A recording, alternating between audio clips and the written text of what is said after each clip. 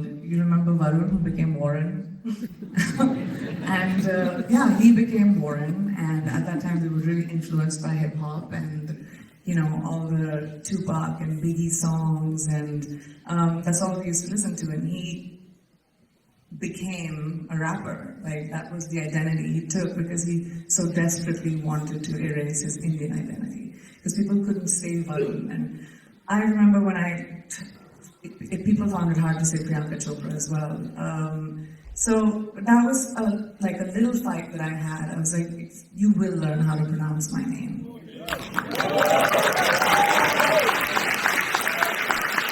So I told Varun, I was like, Varun, Warren's not cooler than Varun. I will stay Priyanka and people will learn my name. Thank you. Identity, the fact that I had done almost 50 movies in one of the hugest industries in the world, with a massive diaspora around the world, in almost every genre possible, as if that was my limitation. And I did not want to be represented like that. I wanted to go in from a place of strength.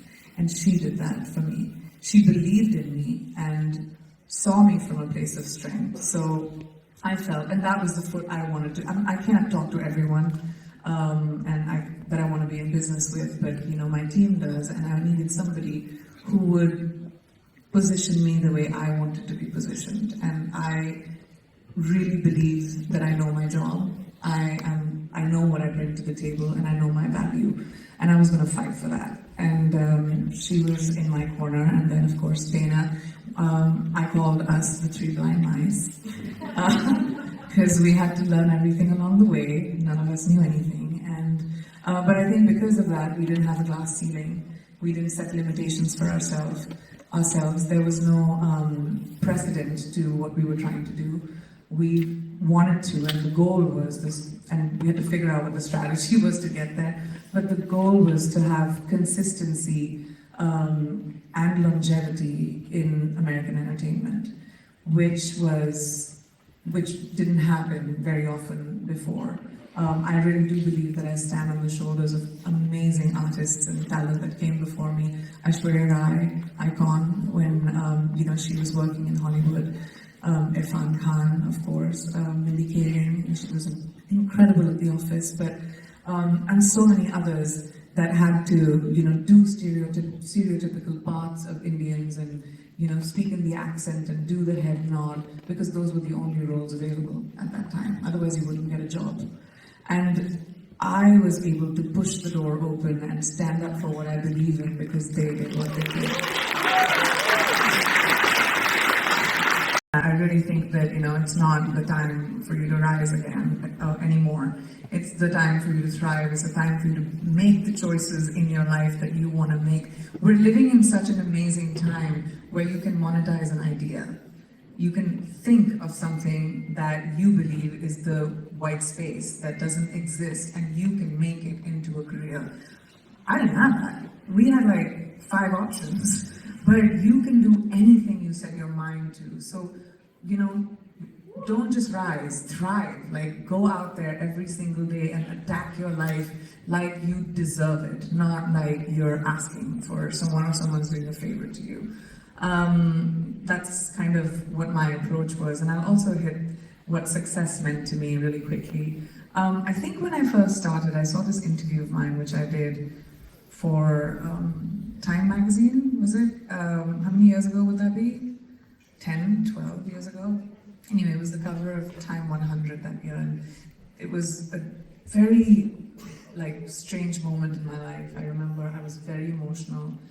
I was late for this interview, and Dana was just having kittens over there outside my car.